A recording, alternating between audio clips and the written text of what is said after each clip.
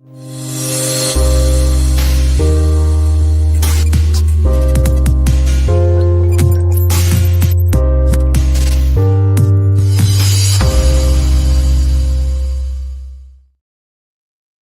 Radio Australia, I'm Derek Whitaker from BluSkyFactory with a very special for you today.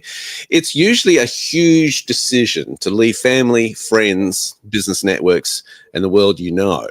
What Travis and Juan Carter have discovered is there's a smart financial way to do this in creating a new start and effectively a system that they have found, leaving a system they have found oppressive.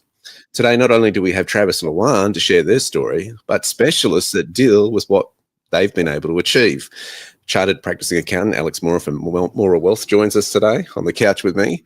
And over in Panama is lawyer Juan Jose Rodriguez Sanchez of LRNA Asociados. Welcome to the show. Thank you. Thank you for having me. So it's quite late there in Panama, I know, and I do appreciate you guys staying up into the early hours of the morning. We are going to start with your story, Travis and Juan. What made you decide to leave Australia, of all things? Oh, we're we don't get political here. This has been a long time in the planning. So just to give people a bit of background, 2015, I had a very severe motorbike accident. I've got a lot of spinal damage. So we couldn't work a job anymore. Well, I couldn't work a job anymore. Luan had just given birth, so Celeste, our daughter, was 7 weeks old. So she had to go back to work immediately. I was clearing about $110,000 a year, went to absolutely zero. There was very, very little support for us. And so through that, I was forced to start new sources of income. So what I found is that it doesn't matter what I did, what direction I turned, whether it was investment properties, we built a granny flat in the backyard. It didn't matter what we did. The government just kept nailing us time and time and time again. And for me, it was a massive overreach of the government. Every time we tried to do something a little bit different to get ahead, the government would just shut us down almost immediately. So the one where I lost my shit and broke a few plates, we finished constructing a massive granny flat in our backyard. We'd had it all set up, ready to go for Airbnb. And then literally about 2 or 3 weeks before we finished the construction, they go, oh, by the way, we're passing this law. Now you have to register all the people who stay with you. You have to get a license off the government to do it. And even Airbnb wouldn't let us register. Even before the legislation had come out, we weren't even allowed to register with Airbnb until after all of this had done. And I'd cracked the shits at that point. And thankfully, I'd actually done a couple of Derek's courses at BluSkyFactory. So I actually had a rough idea of what was going on and what I had to do at that point. But one of the biggest problems, we had kids. And so obviously Luan here was very, very hesitant about leaving Australia, just because when you compare Australia to Vietnam, how much you can earn, the social structures and everything like that, it was really, really hard to convince Luan to actually come with me and get out of Australia. I'm going to ask Luan a few questions on that, but Alex, I'm going to refer to you. Are you seeing a lot of clients just get headaches and frustrations with the rules being changed all the time by government? Yeah, absolutely. Not only rules with what they're doing at the present in whatever form of investing, but sick and tired of how they're moving the goalposts as far as a superannuation and everything they're trying to put ahead for the future. They're just seeing it eroded on a year-by-year basis. I think what is difficult here, that people have to understand from an investment perspective, I mean, building a granny flat up the back is quite a lot of investment. It's huge on your property. Hundreds of thousands. Yeah. And one nest egg for the government just to change the rules. Absolutely. Yeah. So for a family, the average family, which I know you did it in a savvy way to build this, Travis. We'll get to that in a minute. But for the average person who doesn't have labor skills to put it together, construct it, this is a major investment. And to have the rules suddenly change, that's a big deal. Huge deal. Yeah. Huge deal, and it happens all the time. Yeah, because I mean, you got to think if they're doing it under interest and finance, week-to-week payments, they don't stop with the bank. They've got to keep going. Yeah, and that's one of the biggest killers for property investors when they're trying to make a final product and finish a constructed home. The time delays kill their profits. Right. So, okay, thank you for putting us in perspective. And I think there were other issues that were going on, Travis. Do you want to elaborate a little bit on that? You wanted to say something regarding the property and that. The other one that the big one, especially because of Luan, we were a single income family at the time because Luan had to work, I couldn't. So when all the mandates and all the lockdowns come through, Luan actually lost the job with the education department as well. And it was just, we were pushed, like we were backed into a corner, like there was literally nothing we could do. We were surviving literally gig from gig to gig. So we had to try and work out, okay, what industries were we allowed to work in? Who can pay us? How do we do this?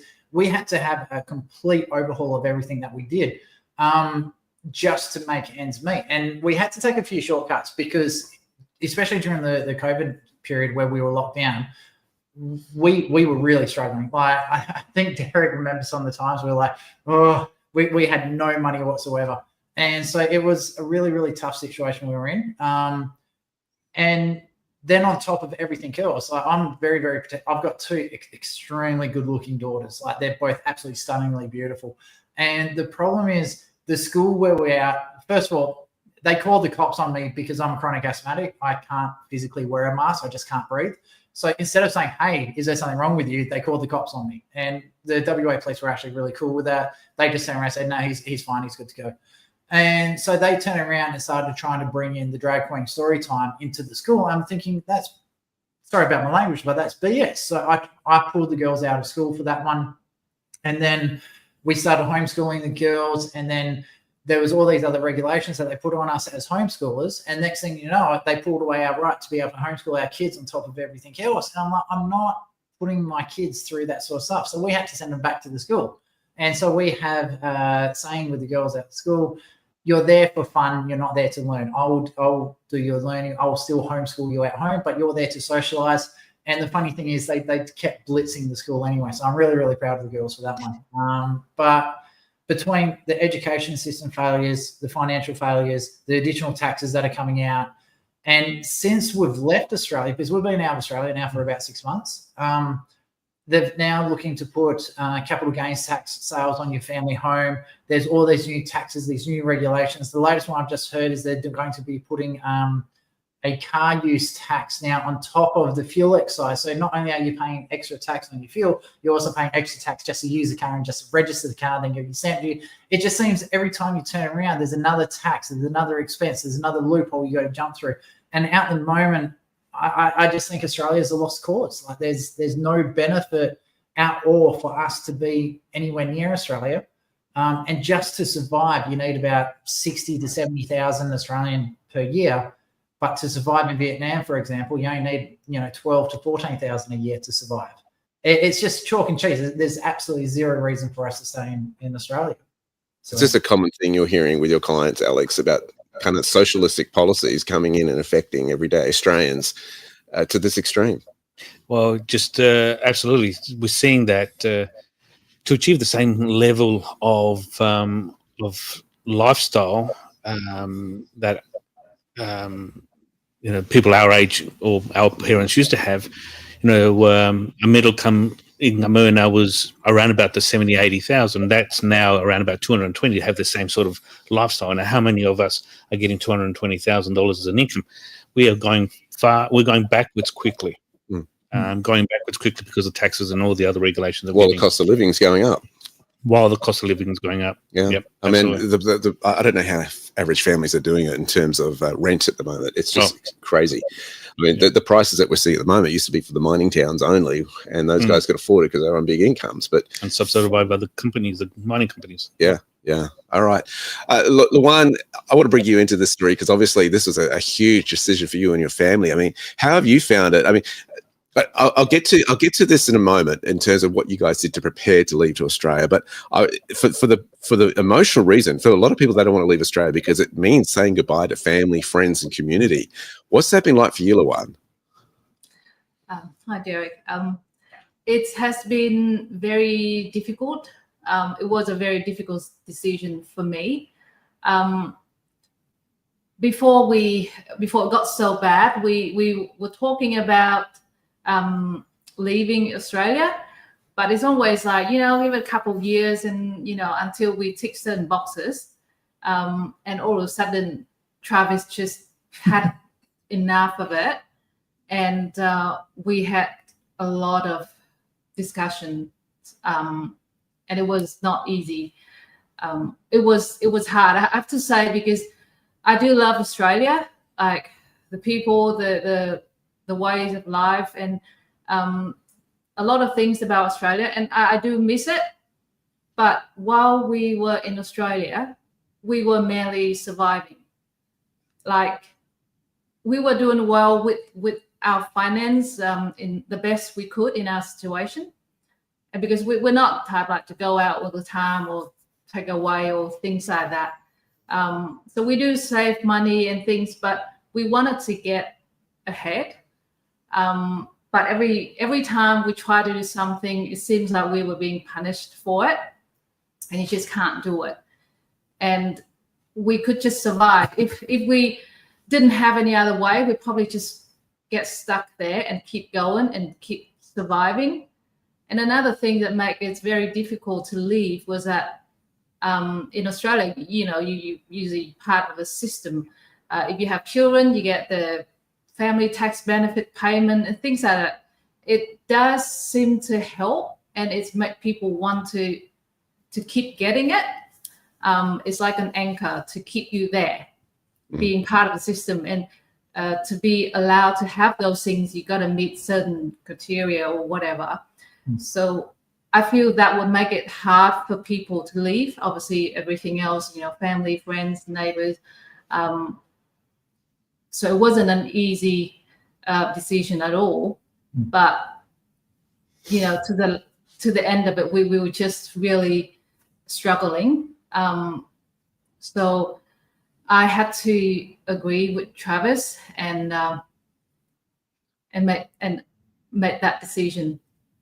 Edge Radio Australia. I'm Derek Whitaker from BluSkyFactory. We're talking to Travis and Luan, who left Australia and started a new life overseas. We're going to talk about the process now and get into that in a moment. But is it fair to say, Alex, that the Australian taxation system is broken? And from that, I've been saying this for a while. I don't know if you agree with me, but I say we teach our children to work hard to get ahead. And then when they become adults, the taxation system punishes them for doing well by increasing the taxes upon them. And now introducing taxes that the wealth that your family's built up, the parents have built up, and handing that over, they're looking at taxing all of that. Inheritance tax. Yeah. And do you think this unrealized capital gains tax is going to come through, in your view? Yeah, absolutely. Well, at this stage, within the superannuation regime, right. Yes. Well, the Albanese government has they campaigned on it. They got in. They think they have their mandate. They'll be pushing it through. They had it out there to go through the system prior to the last federal election. It didn't get passed at that stage. They hadn't introduced it through. They removed it. They'll be bringing it in again. For those who don't know what unrealized capital gains are, it's basically when an investment goes up in value, but you haven't sold it to actually realize the gain, the actual realization of the profit. And what they want to do is tax it while it's still going up, but hasn't been sold. That's effectively what's being proposed here. Can I just add a little bit to it? It not only is the tax payable on unrealized gains, but the tax will be payable by the individual, not even by the super fund. Right. The individual then can elect to ask the super fund to make that payment, right, through a process through filling out forms and doing all of that. Right. But initially, the bill actually goes to the individual. Oh, yeah. Which is legally not the same entity or individual. Exactly. It's a different party completely. Absolutely. So if for whatever reason, such as super fund has all their investments in real property, has commercial properties, whatever it may be, and you just can't sell, the back room or the extension, and your super fund doesn't have the cash to actually make it, the initial bill belongs to the individual. So then it's the individual who's stuck with making this payment. And that individual can't touch the super. Can't touch it penalised anyway. Yeah. So they've got to raise more capital to then pay the bill on behalf of the retirement fund, which is supposed to support them rather than burden them. Absolutely. It's just crazy. Thank you for that clarity. That's brilliant. I want to say this too. You guys didn't, Travis and Luan, you didn't just pull up stumps one day and decide to do this. I've been working with you guys for a number of years. Did that help you in the process of making this decision? Absolutely. Yeah. I was a frog in a well. I thought, to get rich in Australia, you had to buy property. So we had actually a really interesting and sideways travel into property ownership. Because of the way I had to earn our income, we weren't able to use anything that I earned to finance the loan. And so we were solely reliant on Luan's income. So what we ended up doing, we actually purchased probably two of the cheapest properties in Australia. There was two duplexes, 70,000 for them both. We got a mortgage to buy them, so it wasn't our money. But what happened is one of the conditions of the sale was that they had to give us a rental evaluation stating that we could get X amount of dollars per week as a rental for these properties. So I don't know if that's legal these days, but back then it was legal, so we weren't doing anything wrong. But using that rental income, we were then able to supplement Luan's income to be able to buy the house that we had in Perth, in the southern suburbs of Perth. So we got to the point, and just the session before, I just want to raise a point. We had to sell those properties because we were getting to the point where we couldn't afford to keep both properties at the same time. And I don't know if it's because we had a bad accountant or this is just the way the government works, but what was happening, the losses for the properties in Geraldton were being added to Luan's income when calculating her tax. So even though we were losing money on repairing and fixing up these houses and making sure they were rentals, Luan's income was actually going up because of the money that we spent on her investment properties, which then also put into jeopardy family tax benefits A and B for the kids and all these other sort of stuff. So it was, Australia as a whole was just getting to the point where it was impossible. And something that Derek probably doesn't know yet, they're also talking about bringing out that unrealized gain on your family home as well. So it's just the tax side of things is just getting absolutely impossible for literally everyone across Australia. I don't know how normal people are surviving still in Australia. I honestly don't. You have worked out a way to have an income while overseas. Do you want to elaborate on that a little bit? So, and I probably forgot to answer your first question there, Derek, so I'll get that one now. When I first met Derek, one of my side hustles was with a company called Global Wealth Club. They actually asked me to do the broadcasting for them, and Derek was the keynote speaker for this one event. And I still remember this speech to today because he actually asked permission to take everyone on a journey. And I think it was one of the best lead-ups in any speeches I've ever heard. And it was at that event that I was like, holy shit, like what the hell are we doing? Now, this was back in, I think it was 2021 where we actually did that event. And that was the time that my mind was open and I realized there's a better way. From there, I actually enrolled to do Derek's free one-day course. And then from there, I did his Building the Wealth Foundation course, which just taught me about the banking systems and how that all worked and where it actually came from and why the monetary system is the way that it works.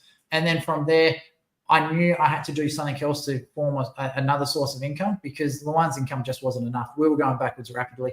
And so then I actually bit the bullet and did the, I think you call it the advanced options trading course. 20 weeks advanced trading course, yeah. Yeah. And it was really, really good because what it does, and it really surprised me how little money you actually need to be able to afford to live in other countries. In Australia, it's just, don't even bother trying.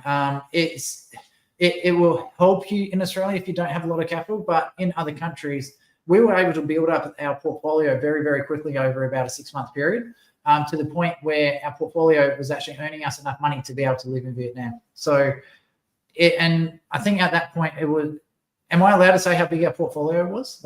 Sure, it's up to you guys. Up to you guys completely. I'm probably going to get slapped for this one, but our initial portfolio was only about $16,000 Australian. And that was sufficient to pay for our basic living expenses. Like, we're not living like kings. We're not staying in hotels and hanging out every night, but just to cover our rent and our utilities in Vietnam, a portfolio of that size was sufficient to be able to sustain our lifestyle. So it's phenomenal how little money you actually need to survive in other countries compared to Australia. It is indeed. Our cost of living is huge here. Excuse me, Edge Radio Australia. I'm Derek Whitaker with a Panama special, speaking to Travis and Luan and how they've made the big decision to leave Australia and basically go for their life purpose overseas. Juan, I'm getting to you in a moment, all right? So you're holding tight. But I want to ask you, Alex, before people actually move to a different country, if they want to leave Australia and legally not have to pay taxes, and I stress the word legally, and none of what we're showing today is general specific advice. You've got to talk to the accountants and the lawyers that are, and financial planners who are licensed to do this. Okay, this is not one broad strike that meets all. So I want to preface what we have to say here. But if they want to do this legally and step out of that system, what are some of the things they have to be mindful of? Well, in essence, what we're doing is you're establishing that you have left Australia and Australia has stopped being your home, for an easy way to explain it. So essentially saying Australia has stopped being your home, but more, just as importantly, is that another country has become your home. So you not only have to show that you've left Australia and disengaged from Australia, but you also need to anchor in another country, for argument. So in Australia, you're doing everything that somebody who's leaving Australia would do. You would sell your car. You would either put your home as an investment property, or you would sell it. You can maintain bank accounts in Australia. You'll be doing that for a commercial reason. You feel secure in the Australian banking system, even if you don't like the Australian tax system. But then secondly, you then have to establish that you have anchored in another country. Okay. So what we mean by that is you can show that you've got a medium to long-term lease in another country. The visas allow you to be there for an extended period of time. You're opening bank accounts in another country. You're doing everything that you would do when you've anchored into a new country. You need both of those things to disengage officially from Australia. So you can't necessarily say you've left Australia, you are now living on a yacht, and no country has become your new anchor or your new country that you are now, for argument's sake, essentially paying tax in that country. So you need to do both. You can't just be a nomad straight out of Australia. You can move to another country, anchor there, and then become a nomad, right, for tax purposes. But once you've disengaged with Australia, that's no longer Australia's issue. So there are how many steps to do that to qualify? But there's about 7 to 8 different steps that somebody have to check on the checklist to go whether they're a resident of Australia or not. I wouldn't call them steps as such. It's more weight of proof. Right. So there's no necessarily one end all and be all, but you can show by the weight of proof that you have left Australia, and you show by the weight of proof that you have anchored in another country, and another country has become your home. Certainly sounds like a lot of strategic planning, which can be done in advance. Absolutely. Planning. Process. Yeah, absolutely. You plan. There are checklists you can always just work your way through to make sure you've got that weight of proof. Yeah. But it's a weight of proof. And I think what's really important here is to understand a lot of people have a hard time letting go of assets, selling the cars, offloading a lot of that. How did you guys deal with that, Travis Lewan? Were you okay with that, or was it hard to let go? The houses were easy. The houses were easy to get rid of because they were anchors. Like, my hardest asset. It wasn't easy for me. For me, it was. I didn't care about it. By that stage, and this is really sad because I still love the Australian people, but I'm so angry with the Australian government and the way it's run. I detest Australian property now. I just want it out. Like I can't explain how angry and frustrated I was. So selling the houses was easy. Well, I won't say it was easy. There's a few times I absolutely raged out the people buying the houses because they were just being absolute wankers. But the two items that I nearly cried when I had to get rid of. The first one was Rusty, my 1998 diesel Hilux. It was the slowest piece of crap you will ever see. And Derek's driven it, so he knows what it's like. The brakes barely worked on it. It was terrible. There was more rust than car in it. It was beautiful. It was gorgeous. It pissed off all the environmentalists. It was great. And the second thing was I had a 1885 Blithner upright piano that I found on the side of the road for free. It still had the original ivory and ebony keys on it. So I was in the process of trying to restore it, even though I had no idea what I was doing, and I sat in the shed for about 6 years. That was the other thing I didn't want to get rid of, but I had no choice. And so they were the two hardest things. Of all the places that you've chosen to go to, why Panama, guys? Panama is a weird country. It is so strange. First of all, they have anonymous banking still. I think that they're one of the only countries left over with this one. I'll let Juan explain that better later. The other one is they're a country that allows residency without actually living in here. So we can jump from country to country. But like Alex was saying, our anchor will still be Panama. And of all the other countries, from my understanding, there's only two. There was Panama and Greece is the other one. But Greece needed something like $750,000 US to be able to anchor into Greece and not live there. Panama made it actually really, really affordable.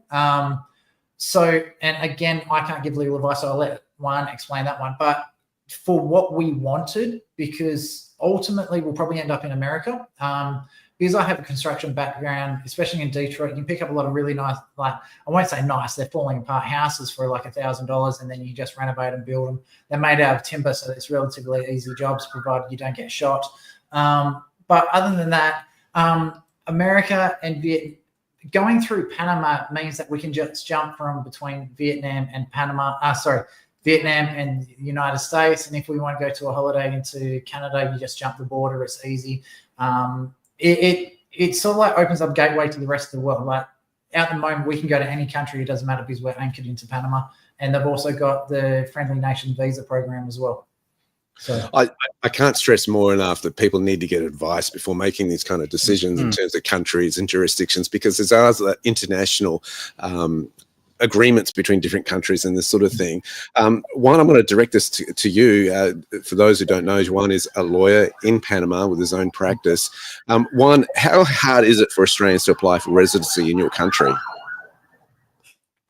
Easy? Okay. How easy is it to apply in? Yes. I think Panama is perfect, the perfect plan B, because it offers easiest procedure, and for the people from Australia can get the residence here under the Panamanian friendly nations. People from Australia can get that residence with simple documents. Only needs to set up a company here in Panama, open a bank account, put it $5,000, and in a couple of weeks can get the residence, right? It is assimple. Panama is a territorial tax system. Means that your assets will be protected and don't pay taxes here in Panama. So it's attractive, and it's one of the attractive of Panama to bring money or assets from outside and don't pay taxes here in Panama. So that is the attractive. It is only, I think that it's the only country in the world that you can do that.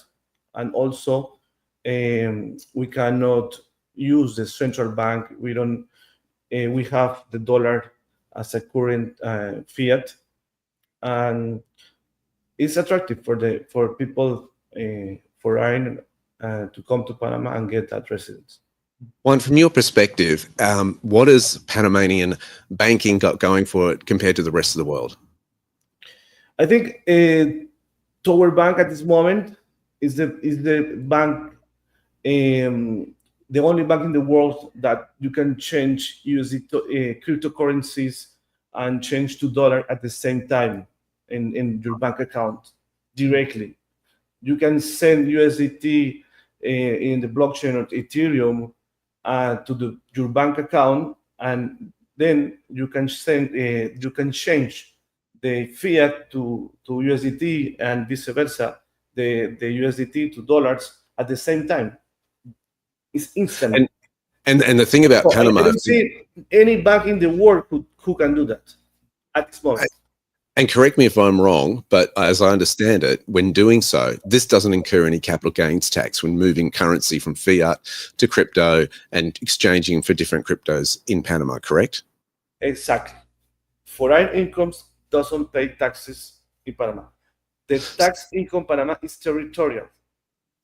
Means that internet, blockchain, nothing at this moment, nothing of that pay taxes in Panama.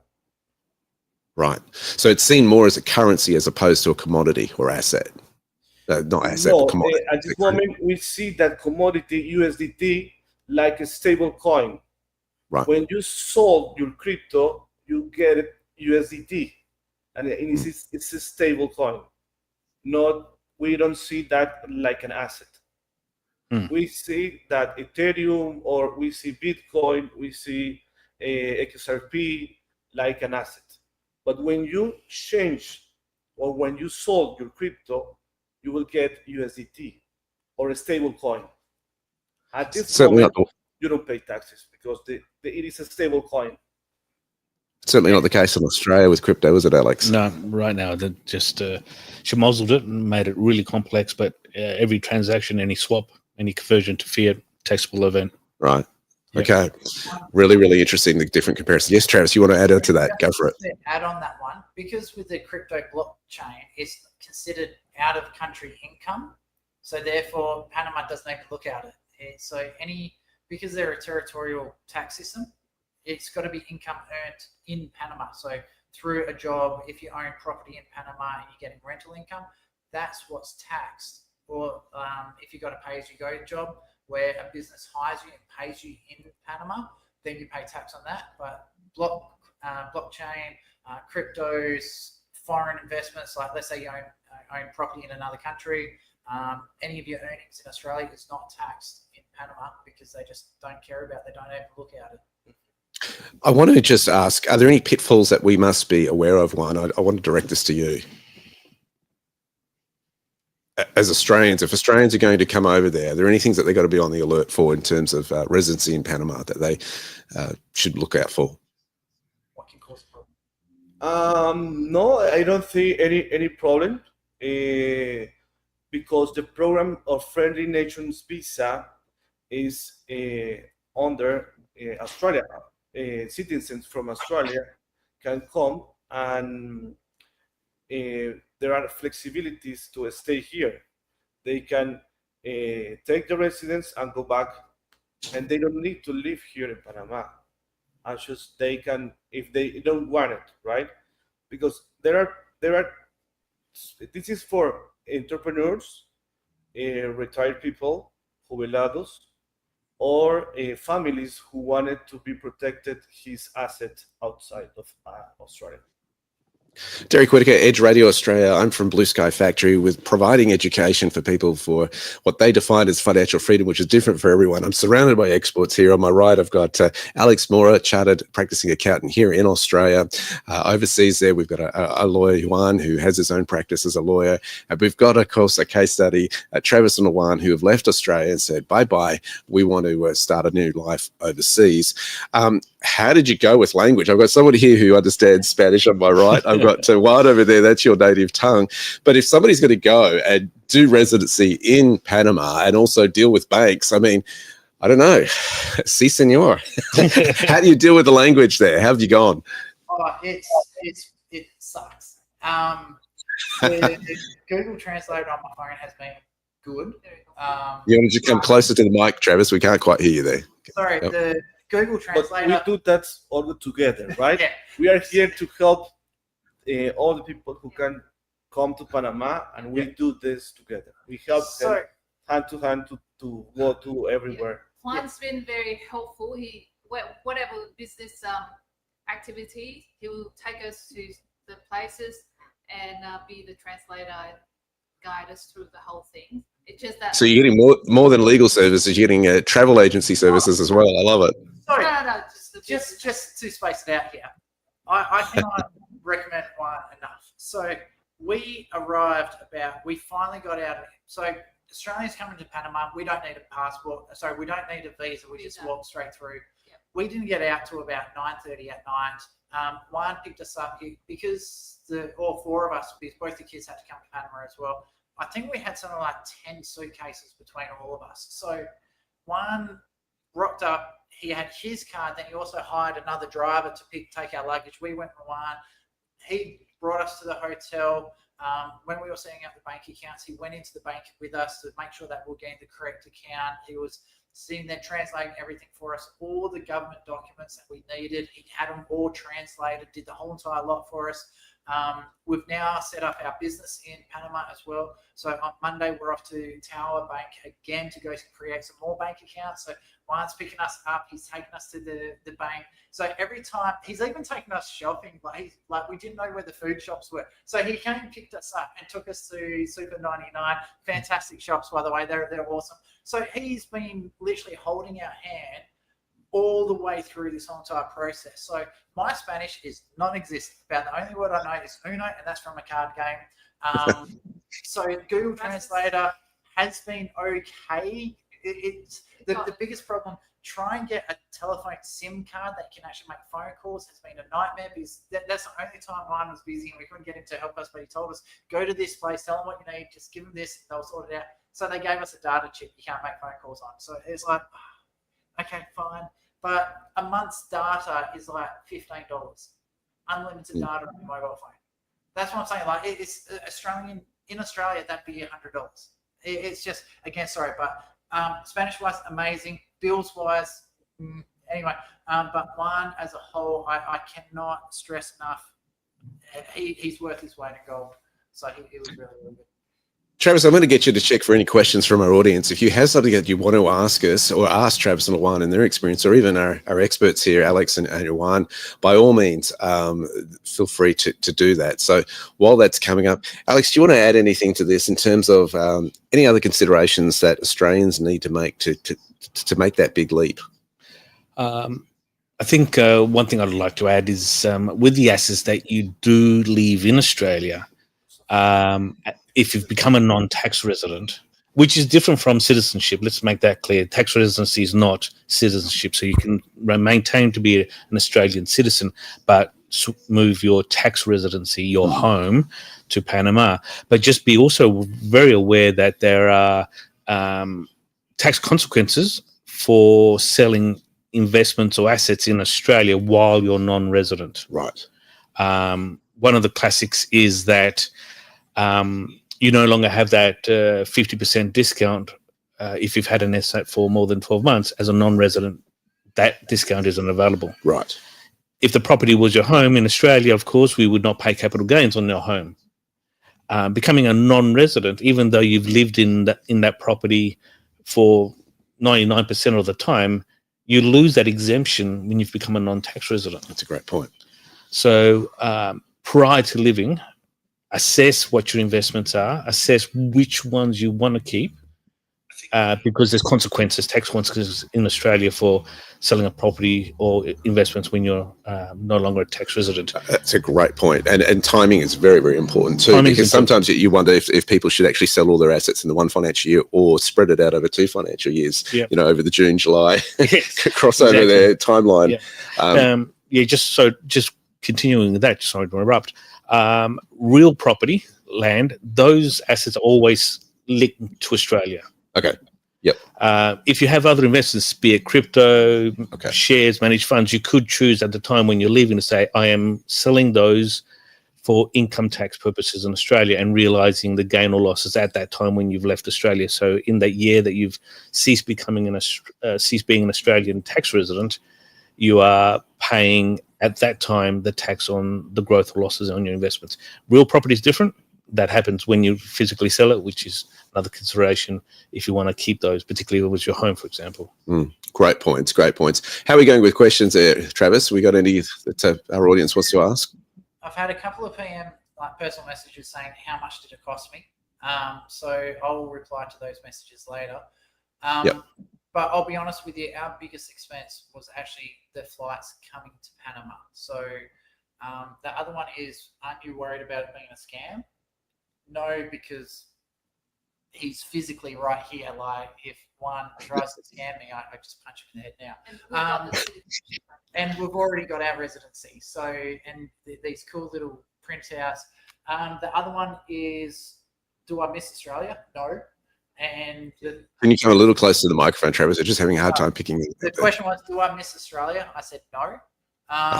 To be honest with you, since we've left in the last 6 months, every time I check the Australian news, which is nearly on a daily basis. I'm seeing a new tax. I'm seeing a new regulation.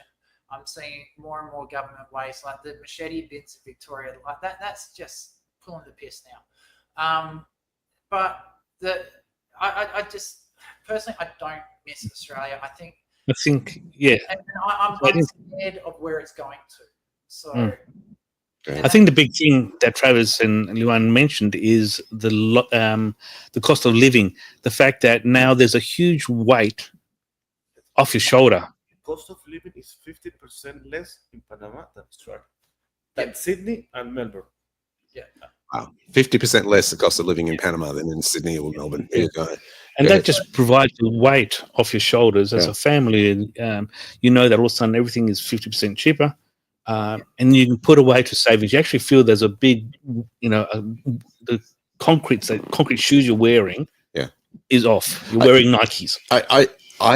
What I admire about these guys is that they've actually started an income stream or skill prior to actually going offshore, and I think that's important too, because it's one thing to sell all your assets and then but then you're chewing into your capital as you live there. Because I don't know, and Juan, are they able to work in Panama? Does this residency allow them to? Obviously, they've got businesses and that they could do that. But I mean, Travis and Juan have learned the skills of through BluSkyFactory of trading the markets, and also of crypto. Luan did our crypto courses and stuff like that. But if people don't have those skills, what do they need to look out for, Juan? Okay, obviously that residence is to people who come to with money, right? Who invest in corporation and to set up a company and his own business, right? And it's good for traders, entrepreneurs, investors, or retirement jubilados, or family who wants to be protected his asset. That is good. So good. So yes, I can work in Panama now. Now that we have our residency, We just don't speak the language. So. Yeah. So, but the amount of like, let's say you do come over here and you've sold all your property and everything like that, and you're trying to find some form of income while you're here. The amount of people that are running around on motorbikes doing the Uber deliveries, I forget what it's a Spanish version of Uber Eats. There's a lot of work in Panama. There's an insane amount of construction going on over here. So for construction workers, if they want to come over, there's that sort of industry here as well. Real estate, and because if you get out of Panama a little bit, there's a whole heap of little towns where a lot of the buildings are going older, but as the population is getting bigger, those towns are now being revitalized. So there's a lot of push to get people into the suburbs to start rebuilding a lot of these houses as well. So I find the agriculture is nowhere near as big in Panama compared to Australia, but I wouldn't put the construction industry isn't far behind, which I was pleasantly surprised. And the service industry is here. So everywhere you go, there's people waiting on you. So you go to the supermarkets and like you do your shopping, and then there's someone there to pack your bags for you, carry the bags out to the car and stuff like that. So Panama's got a very big service-based industry here as well. So there's a lot of work going on at the moment in Panama. And Juan was telling us that recently there's been like a change in the way the government policies around how they operate in Panama. So a lot of it's changed. To be honest with you, we're probably still going to spend a lot of our time more in Vietnam than what we will in Panama. It's just, I want to go to one of these questions that's come up on my phone as well. They want to know how do we get in contact with Juan and Alex? So what I'm thinking we'll do is we'll put probably the easiest way, just email the station or email Derek, and we can get you guys directly. Just go through my website, bluskyfactory.com.au, BLUSKY factory.com.au. I can get on the phone to you and we can talk through exactly what you need and go from there, because certainly we're going to have to address things from an Australian perspective first and be strategic about that and work through the process, and we can contact the people as necessary. I just want to ask this, Luan, how the children adjusting this. There is the financial side to this, and it can make all sense, but there's the reality of actually leaving your homeland and doing that. And of course, your kids, if I can say this, they're not in their teen years where they've put down a lot of their network and my friends are really, really important yet. But how are they coping with this? Is it a great big adventure, or do they miss their friends? I think it's both. They do miss their friends in Australia, but somehow they adapt to this traveling. I mean, last year I wanted them to learn Vietnamese, so I sent them to Vietnam for 3 months and stayed with my family. So that was difficult for them, but I think that somehow it was like a test, and from there, I think they just get used to it now. So they're good. They're enjoying it and they make the most of it. Being kids, and they have their cousins in Vietnam, and they do talk to their friends in Australia on Facebook Messenger. So yeah, I think they're good. It's not to say we don't have every now and then we get waterworks and stuff like that, but it's especially Celeste, like crybaby. But the kids are resilient. I think if you're going to do something like this, the younger they are, the better. They can bounce back the fastest when they're small. And I have to say, I was really expecting a lot of grief from our family, like when we said we're leaving. I think my mum cried the most when she found out we were leaving. But since then, she's been to Vietnam with us. She came for about 10 days. We spent a lot of time, when we were in the process of selling the house, we spent a lot of time at mum's and our dad's. So we got to have some really good quality time with people before we left, and I think that really helped the kids as well. But Facebook Messenger has been brilliant. The kids are now learning how to play. Like, I watch what they play. We get reports through the computer on what sites they're going to, stuff like that. But they're now, a lot of their homeschooling, because we don't send them to school here. All the Duolingo, the IXL, and all that sends us reports how they're going for school. They can actually chat to other kids at the same time, and there's all these other online gaming things where they can actually interact with kids. So we're kind of like, we're not just dumping them into the digital world, but the digital world has been amazing for connecting everything. And when Celeste went to Vietnam for that 3 months and learned Vietnamese, I don't think they learned a single word in Vietnamese, but they taught the other kids a lot of English in return. So it's just like, anyway. I'm gonna get to one on a final question. We're gonna wrap up in a minute, but I just want to ask this: medical guys. Before I get to the question to Juan, how you, Travis and Luan, in terms of medical? I mean, that's a big deal. Australia's medical system's fairly cheap for the most part. If somebody has to go to hospital or whatever, what are your thoughts there in terms of internationally? We have paid for health insurance, but that's mainly for when we go to America. So I haven't been hospitalized in Panama yet, so I don't know how much. Yeah, there are private social security. Our system looks like the United States, because they were here a lot of time. There are private. The social security, the best is private. You have to pay to get the social security. And Juan, how does it work when somebody wants to springboard out of Panama into another country? You've mentioned that it is the friendly nations agreements that go there, but if there's a particular part of the world that they want to go to, is Panama always is pretty accessible to the majority of the world? No, I don't think so. Panama at this moment is one of the best countries in Latin America. At this moment, is a hub of Latin America in business. All the companies are coming. There are a lot of big companies here, and I don't think so. It's good moment. But I mean, in terms of practical, in terms of getting visas into other nations and this sort of stuff, how do you guys are going to do that? If let's say you wanted to go to England all of a sudden, or you wanted to go to, Italy, or for whatever reason, or into the Middle East. I mean, in terms of visas, being a resident of Panama, is that difficult to do in terms of applications? No. Actually, when you get the residence, you don't get a passport, right? There are two different things. Yeah. The residence and passport. Passport, you will travel. You need to travel with your national passport. Right. You, So they'll travel as Australians into these other countries. That's what you're saying? Yeah. exactly. Gotcha. Then, when you live here and when you get that residence, after 5 years, if you wanted to the path, you can apply to get it from Panama. But Excellent. you need the period of time to get it.